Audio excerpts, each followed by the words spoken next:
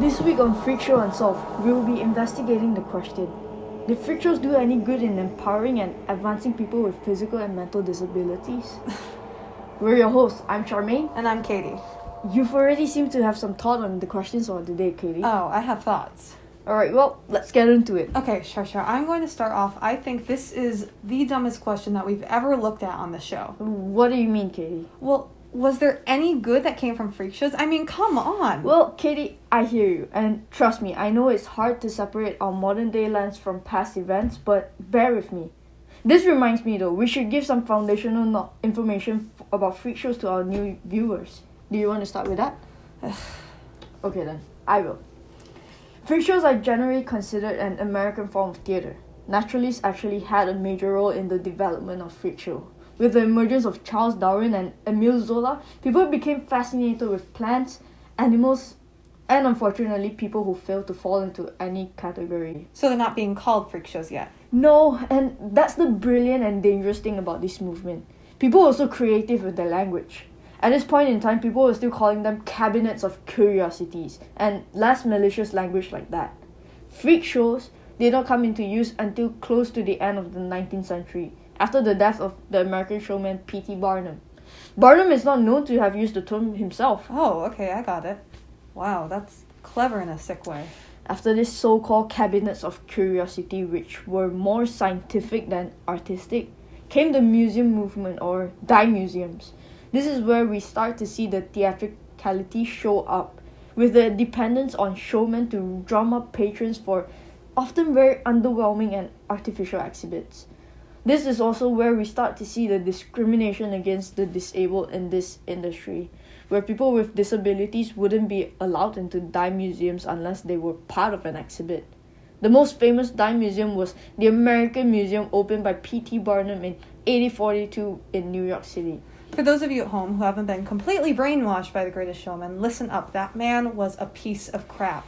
P.T. was possibly one of the most dangerous people of this whole movement because he commercialized it and made this art form palatable for the greater population. Even after the dime museums ran their natural course and died out, freak shows lasted because of the traveling show model that P.T. popularized. Okay, so what's next? Okay, so now is the part of the program where we attempt to humanize the freak show movement by diving into how it affected the performers. Oh, this is the part of the episode where we dive into the lives and minds of the people behind the sideshow. That's right. Join us as we look through the fictionalized diary entries that recount true events in the lives of some of the most famous or infamous sideshow performers. Our first historical personalities are a pair of conjoined twins, Daisy and Violet Hilton. Charmaine, do you want to give us a brief introduction to them? Daisy and Violet Hilton was born in 1908 to a woman named Kate Skinner. The twins were conjoined at the hips and buttocks, which was considered unnatural during that time. With the added factor of being unmarried, Kate decided that to sell her twins to her employer, Mary Hilton, who saw that the twins' condition would be good for commercial purposes. Unfortunately, it was then that they started their so-called careers as performers. They first were displayed at British pubs' rear room, later being forced to perform as musicians by their caretakers, and eventually growing in fame and becoming movie stars. Here's what Daisy has to say about their experience. Growing up, we've always been the center of attention. It was like the spotlight was made for us. No one looked like us, people were curious. I remember when we were kids, people would ask how this was possible. Annie charged them 2 pennies each to see what was underneath our shirts. Our sole purpose was to make Annie rich. I remember being brought into rooms behind pubs, waiting for anyone who was interested in viewing us. We went everywhere with Auntie. She brought us to Germany and Australia, doing the same thing every night.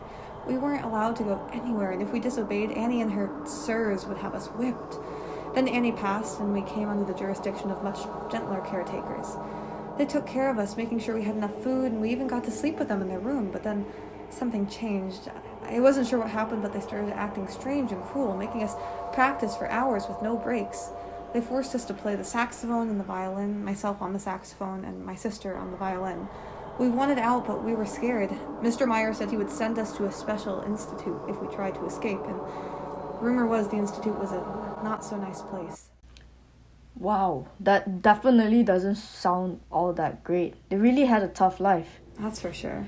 Well, let's take a look at our next performer, Joseph Merrick. Ah yes, John Merrick, or as our audience would know him, the Elephant Man.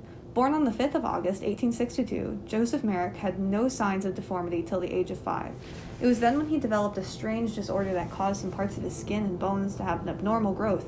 He joined a touring show and was considered as one of the most popular performers of his time, though he was not there for long. He left the show to join a London physician who discovered him at one of the shows. I honestly do not know why this happened to me, nor what did I do to be transformed into this. As far as I could remember, I used to not look like this. I was but 5 when mother discovered that my head was bigger than usual, and slowly there were more changes that happened to me. Something was growing on my face and it was hard for people to understand what I was saying. I still had my left arm, but my right was only a nub, and the same goes for my legs. My mother passed away when I was 11, leaving me with my father, who later remarried our landlady. I dropped out of school to roast cigars in the factory. However, my hand had gotten so disfigured till I was forced to leave the factory. With little possibility of earning money due to my disability, my father would beat me occasionally. I managed to escape and live with an uncle nearby, but it was too much of a hassle as well, which then I left to stay at the workhouse. It was while I was at the workhouse that I heard about a human oddity show and decided that I would be able to gain a profit by working there. I toured London and was very popular among the crowd, but it was not a very hard work and I am able to make a living out of it. The hardest part of it all was the waiting, hoping and praying someone would find the cure for whatever ails me so I can lead a normal life. Our final historical figure could be considered one of the most popular people on this list, General Tom Thumb. Well, Katie, would you like to give us a background on him? Why, of course. Charles Stratton was born the 4th of January in 1838 in Connecticut to a carpenter named Sherwood Stratton. Let's hear what he has to say. There's no greater joy in the world than performing, of this I am certain. There is no doubt that if it hadn't been for Mr. Barnum, I most certainly would have been locked in a room, sheltered away from society as an oddity.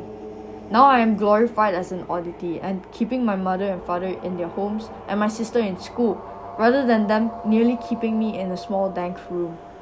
My life has brought me from a lowly house in Connecticut to a pristine mansion in New York. I have been the guest of Queen Victoria, Abraham Lincoln, just to name a few of the royalty that I keep with. What a wonderful world it is where I have a loving wife and yet women still throw themselves at my feet. Yet at what cost? My loving mother writes this for me as I dictate to her, for Mr. Barnum swept me into performance at the age of 4, never to see a schoolhouse. My love for my dear wife is questioned as a mere act of publicity, as well as the loss of our child. For what is the privilege of performing for the Queen herself when one is met with laughter? Laughter, the shadow that follows me wherever I go, the only sound I hear as I sleep at night.